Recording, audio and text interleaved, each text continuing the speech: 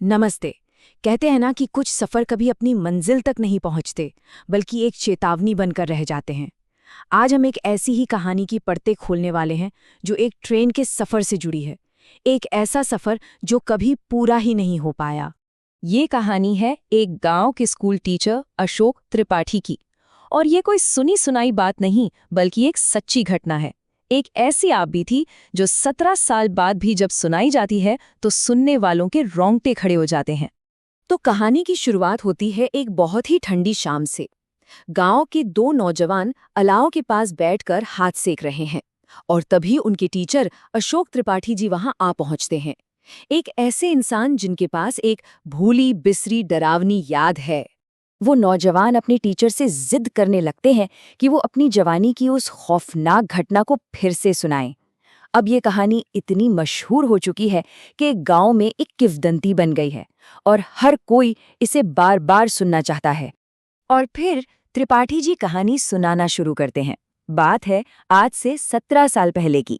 तब वो 23 साल के एक नौजवान थे। नाम था अशोक। एक परीक्षा देकर अपने गांव लौट रहे थे, इस बात से बिल्कुल अनजान कि ये सफर उनकी जिंदगी हमेशा के लिए बदलने वाला है।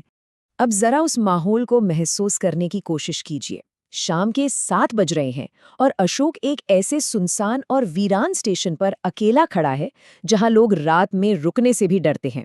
ऊपर से मौसम भी खराब हो रहा था, और वो एक बिल्कुल खाली कोच में जाकर बैठ जाता है। मतलब हवा में पहले से ही एक अनहोनी का एहसास घुल चुका था।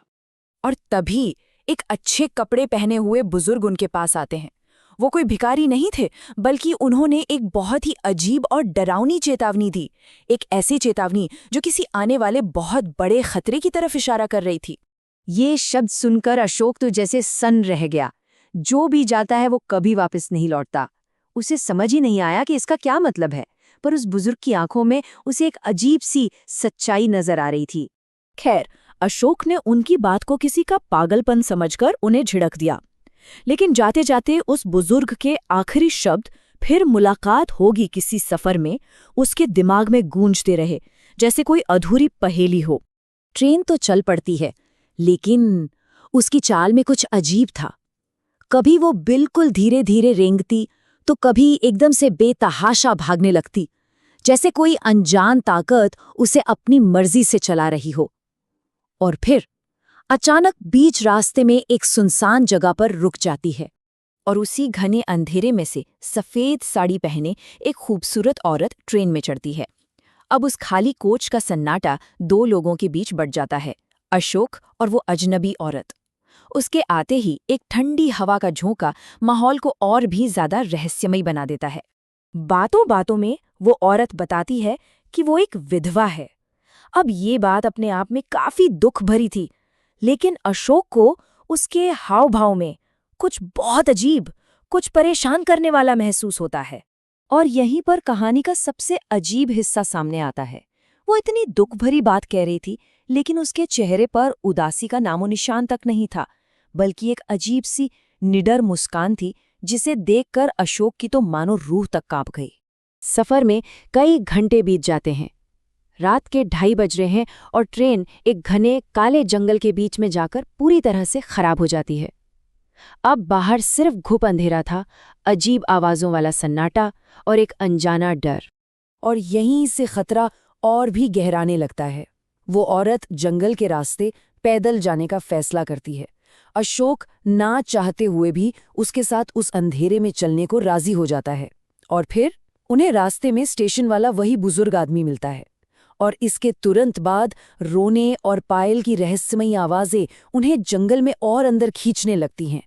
और ठीक उसी वक्त अशोक को गांव वालों की कई बातें याद आने लगती हैं कि जो भी रात में इस जंगल से गुजरता है, वो अपनी मंजिल तक कभी नहीं पहुंचता। ये जंगल शापित माना जाता था। हवा में एक अजीब सड़ी हुई बदबू फैलने लगती है, और फिर वो आवाज, पायल की छन छन, जो एक औरत और बच्चे के रोने की आवाज के साथ मिलकर उन्हें रास्ते से भटकाकर सीधे खतरे की ओर ले जाती है। अब अशोक का डर अपनी चरम सीमा पर था। उसके दिल में बस एक ही आवाज गूंज रही थी, यहाँ कुछ बहुत ही गलत है। उसने फैसला कर लिया कि उन्हें फौरन वापस मुड़ना होगा, इससे पहले कि बहुत देर हो जाए।